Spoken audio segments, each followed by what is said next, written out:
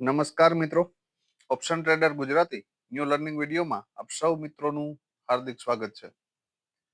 તો કેવું રહ્યું મિત્રો આજનું ટ્રેડિંગ સેશન? મોસ્ટ ઓફ ગઈકાલના આપણા પરફેક્ટ પ્રેડિક્શન મુજબ હતું.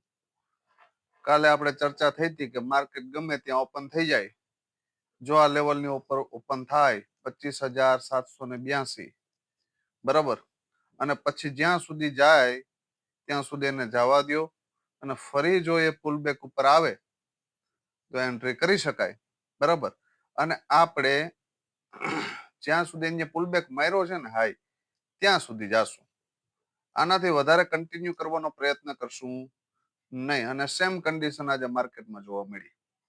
લગભગ 120 પોઈન્ટ ગેપ અપ ઓપન થયું. બરાબર, અને ત્યાંથી પછી ક્યાં આવ્યું તો કે એક્ઝેક્ટ આપણા લેવલે 25,782 ને એ જ જગ્યા ઉપરથી બાઉન્સ ફરી ક્યાં સુધી તો કે આ હાઈ સુધી. બરાબર, તો મોસ્ટ ઓફ અહીંયા રેન્જ નક્કી કરી નાખી હતી, અને એ જ હાઈ ઉપરથી શું આવ્યું? રિજેક્શન. અહીંયાથી રિજેક્શન આવ્યું, આપણે કન્ફર્મ થયા, અને ફરિયાદ ઉપર ગયું ને ત્યારે અહીંથી શોર્ટ બનતું હતું. જે મિત્રો એક્સપિરિયન્સ વાળા છે અથવા તો જે આજે મારા સંપર્કમાં હતા એને મેં આ એરિયા ઉપરથી શોર્ટ કરવાનું કીધું હતું. બરાબર, તો સારો એવો એક ટ્રેડ ડાઉન નો પણ મળ્યો અને સારો એવો એક ટ્રેડ અપસાઇડ નો પણ મળ્યો. જોઈ લઈએ આપણે પ્રીમિયમ ઉપર શું થયું છે. સૌથી પહેલી વાત કે માર્કેટની ફર્સ્ટ કેન્ડલ ક્યાં ક્લોઝ થઈ તો કે ફર્સ્ટ કેન્ડલમાં 113 સુધીના ટાર્ગેટ મળી ગયા હતા. સોરી મિત્રો, 850 વાળું પ્રીમિયમ સિલેક્ટ થઈ ગયું. આપણે જોવાનું છે 1 મિનિટ, 800 વાળું પ્રીમિયમ.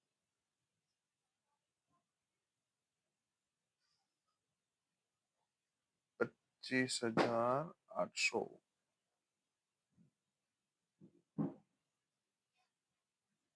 20 ઓક્ટોબર.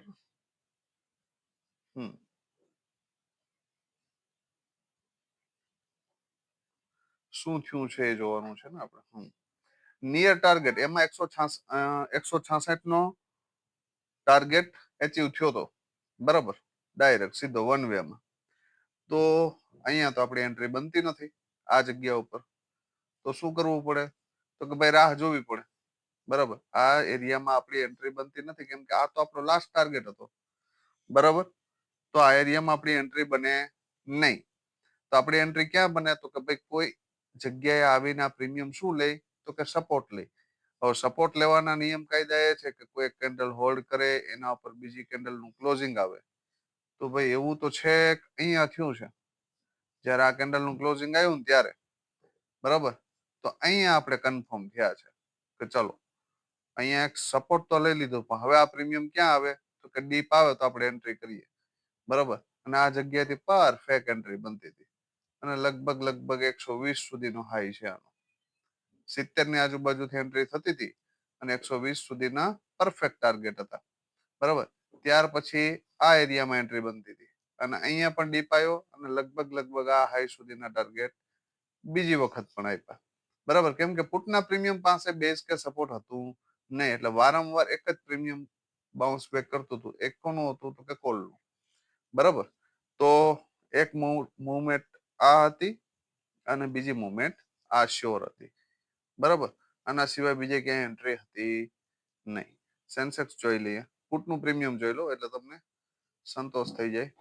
ચલો, પુટનું પ્રીમિયમ ઓપન થતાની સાથે જ આપણા 23 નું જે લાસ્ટ લેવલ હતું ને એની નીચે પણ ક્લોઝિંગ છે, અને ફરી પાછું આ લો ની આજુબાજુ આવ્યું તો અહીંયા બ્રેક કરી દીધું. તમે સીધી લીટી મારશો ને તો આ કેન્ડલે બ્રેક કરી દીધું છે. તો અહીંયા એન્ટ્રી બને નહીં, કોઈ પણ કાળે બને નહીં. બરાબર, કેમ કે એની પાસે બેઝ કે સપોર્ટ છે નહીં. સેન્સેક્સ જોઈ લઈએ. ભાઈ સેન્સેક્સ ના પુટ ની અંદર શું થયું તો કે સેમ કન્ડિશન નિફ્ટી ના પુટ ની જેમ. બરાબર, હવે જોઈ લ્યો એના એક કોલ નું પ્રીમિયમ.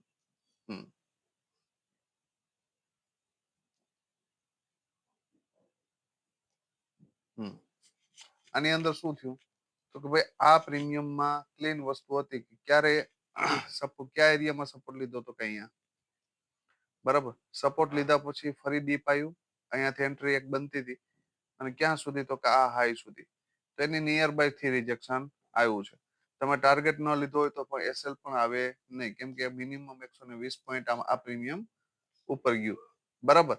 ત્યાર પછી ફરી પાછું આ જ એરિયામાં થી બાઉન્સ બેક કર્યું, બરાબર. અહીંયા પણ અહીંયા એક સ્વિંગ બનાવ્યો અને ફરી ડીપ આવીને અહીંયાથી બાઇંગ આવ્યું, તો આની અંદર પરફેક્ટ ટાર્ગેટ મળ્યો આ એરિયા સુધી, બરાબર. નાના નાના સ્કેલ્પિંગ ટ્રેડ હતા, કેમ કે જ્યારે માર્કેટમાં કોઈ ફર્સ્ટ 15 મિનિટની કેન્ડલ મોટી બની જાય તો મેં તમને ઘણી વખત કીધું છે કે એનું બોક્સ મારીને બેસી જાઓ, એના ટોપ થી સેલ અને બોટમ થી બાય સિવાય કશું બને નહીં, બરાબર.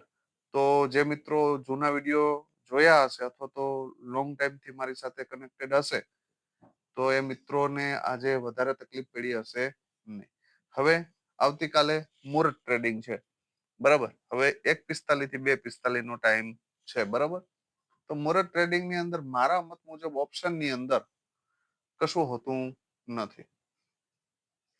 છેલ્લા 8-10 વર્ષથી, કેટલા વર્ષથી, મારો 5 વર્ષનો એક્સપિરિયન્સ અને એની આગળ અગાઉના 5 વર્ષને જોઈએ ને તો માર્કેટ એક જ પેટર્ન ફોલો કરે છે કે માર્કેટ જ્યાં હોય ત્યાંથી ગેપ અપ ઓપન થાય છે અને ત્યાંથી સામાન્ય એવું ડાઉન આવે છે. સામાન્ય એવું, કેમ કે યા તો 50 થી 100 પોઈન્ટ થી વધારેની કેન્ડલ એ બનાવતું નથી, બરાબર. તો મુહૂર્ત ટ્રેડિંગ ની અંદર સામાન્ય એવો ટ્રેડ કોઈ પરફેક્ટ લેવલ ઉપર મળે તો ઠીક છે, બાકી સ્ટોક સિવાય મુહૂર્ત ટ્રેડિંગ ની અંદર 1 કલાકની અંદર તમે શું કરશો, બરાબર. તો હંમેશા એક વસ્તુ યાદ રાખવાની કે 1 કલાકની અંદર રેન્જની બહાર ક્યાંક ઓપન થઈ ગયું અને ફર્સ્ટ 15 મિનિટમાં રિટેસ્ટ મારતું દેખાય તો એક એન્ટ્રી થશે, નહીતર મને લાગતું નથી કે આપણે શ્યોર એન્ટ્રી માટે જઈ શકીએ. છતાં પણ લેવલ નોટ કરી લ્યો, ક્લીન વસ્તુ છે. અપસાઇડ માટેનું લેવલ છે 25,898, બરાબર. આની ઉપર જ આપણે અપસાઇડ નું વિચારશું અને ડાઉન સાઇડ માટેનું લેવલ છે 25,815, બરાબર. આની નીચે આપણે ડાઉન નું વિચારશું, આની નીચે આ ક્લોઝિંગ સુધી આવી જશે, બરાબર. પણ આની નીચે 5 મિનિટની કે સોરી 5 મિનિટની કેન્ડલ નું ક્લોઝિંગ આપે તો પણ આપણે વિચારી શકશું, પણ કેન્ડલ નું ક્લોઝિંગ આવવા દેજો પછી જ આગળ વધજો, બરાબર. લાસ્ટ લેવલ આનું આવવાનું 665, 25,665, બરાબર. ને અપસાઇડમાં 25,898 ને બ્રેક કરે તો 25,974 અને એની ઉપર 26,036, બરાબર. આ બે લેવલ આવી શકે. અહીંયા સુધી જ વિચારજો અને આમાં અહીંયા સુધી વિચારજો, એ પણ જાય તો, બાકી તો આ રેન્જમાં જ રહેશે ને તો ક્યાંય જવાનું નથી, બરાબર. કેમ કે આ જગ્યા ઉપર ઓપન કરી દેશે ને અહીંયાથી અહીં ક્લોઝિંગ લઈ આવીને ક્લોઝ કરી દેશે, બાકી કઈ હશે નહીં. હા, સ્ટોક પરચેસ કરવા હોય તો કરી શકો. હવે જોઈ લો એક કોલનું પ્રીમિયમ. કોલનું પ્રીમિયમ છે 26,000 નો કોલ, બરાબર. 26,000 નો કોલ શું થઈ શકે, આમાં તમને એક ડીપલી લેવલ આપ્યું છે કે જ્યાં સુધી 103 ની ઉપર આ પ્રીમિયમ છે ને ત્યાં સુધી પોઝિટિવ છે. કોની ઉપર, 103 ની ઉપર, બરાબર. ફર્સ્ટ ટાર્ગેટ કયો તો કે 124 અને બીજો કયો તો કે 148, અહીંયા સુધી જઈ શકે, રેડી. આની ઉપર ધારી લ્યો કે એરિયામાં ક્યાંક ઓપન થયો 124 ની આજુબાજુ અને 110 ની આજુબાજુ તમને મળે તો એક એન્ટ્રી કરી શકાય અને અહીંયાથી એન્ટ્રી કર્યા પછી 124 બ્રેક કરે તો 148 સુધી જઈ શકાય. આનાથી વિશેષ કઈ છે નહીં. ધારી લ્યો કે આ પ્રીમિયમ અહીં ડીપ આવ્યું ક્યાં 86 છે અને અહીંયા સપોર્ટ લેતું દેખાય તો ફર્સ્ટ ટાર્ગેટ 103 અને એનાથી ઉપર જાય તો 110 જે ક્લોઝિંગ છે અને એની ઉપર 124. આનાથી વિશેષ કઈ છે નહીં. વધારે કાલે વિચારવું પણ ન જોઈએ, કેમ કે 1 કલાકની અંદર વધારે મુવમેન્ટ પોસિબલ નથી, બરાબર. તો સ્ક્રીનશોટ મારી લેજો અને હવે લાસ્ટ પ્રીમિયમ પી, કે ભાઈ આમાં શું થઈ શકે. હવે ભાઈ પી નું પ્રીમિયમ છે ને સપોર્ટ ઉપર છે. હવે ધારી લ્યો કે આનો બેઝ કાલે પણ તૂટી ગયો તો પછી કાલે પણ આને હપ્તે હપ્તે ભૂલી જવાનું રહેશે, કેમ કે 1 કલાકની અંદર નવો બેઝ ક્રિએટ થાય નહીં, બરાબર. થાય તો માર્કેટ પૂરું થઈ જાય, બરાબર. તો જો આ પ્રીમિયમ 80 ની ઉપર 1 5 મિનિટની કેન્ડલ નું ક્લોઝિંગ આપે મોર્નિંગમાં તો એક એટેમ્પ મારી શકાય. ક્યાં સુધી? તો કે ફર્સ્ટ ટાર્ગેટ 100 અને બીજો 114. બરાબર. આનાથી વિશેષ મને કઈ દેખાતું નથી. ધારી લ્યો કે આ ગેપ અપ ઓપન થઈ ગયું, તો એને 80 અથવા તો 87 અથવા તો 80 આવવા દેજો આ બે ઝોનમાં. બરાબર. અને અહીંયાથી એન્ટ્રી થાય તો 114 સુધી જઈ શકે. એનાથી ઉપર જાય તો 134 જો મુવમેન્ટ હશે તો, નહીતર નહીં. બાકી આપ સૌ મિત્રોને દીપાવલીની ખૂબ ખૂબ શુભેચ્છા, તેમજ આવતીકાલે માટે એડવાન્સમાં નવા વર્ષના રામ રામ. બરાબર. અને આપ સૌનું નવું વર્ષ ખૂબ જ પ્રોફિટમાં રહે એવી માં ભગવતી પાસે પ્રાર્થના. બરાબર. આજે વિડીયો થોડો લેટ પણ થયો છે, એટલે અપલોડ થવામાં પણ વાર લાગશે, કેમ કે નેટવર્ક ઇસ્યુ છે. બરાબર.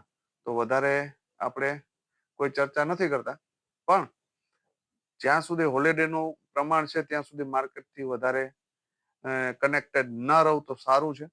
બરાબર. જે મિત્રો એક ટ્રેડ યા બે ટ્રેડ કરી અને માર્કેટથી દૂર થઈ જાય છે તેને કોઈ પ્રોબ્લેમ નડવાનો નથી, પણ જે મિત્રો આખો દિવસ ઓવર ટ્રેડિંગ કરે છે તો મોર્નિંગમાં કમાયેલા પ્રોફિટને લોસમાં કન્વર્ટ કરશો તમે. બરાબર. તો જ્યાં સુધી લગભગ હજી એક વીક સુધી માર્કેટની અંદર વોલ્યુમ વધારે હશે નહીં, તો આપણા માટે સેફ વસ્તુ એ છે કે એકાદ ટ્રેડ કરી અને માર્કેટથી દૂર રહીએ. બરાબર. તો જે મિત્રો રેગ્યુલર ટ્રેડિંગ કરે છે એને અમારી આ વાત સમજાણી હશે કે ભાઈ હોલિડેની અંદર કશું હોતું નથી, એટલે હોલિડેને એન્જોય કરો. બરાબર. અને આપના પરિવાર સાથે નવા વર્ષ અને દિવાળીની જે ખુશી છે એને શેર કરો. બરાબર. તો આવતીકાલે ફરી મળીશું નવા વિડીયોમાં. ત્યાં સુધી જય માતાજી, હર હર મહાદેવ.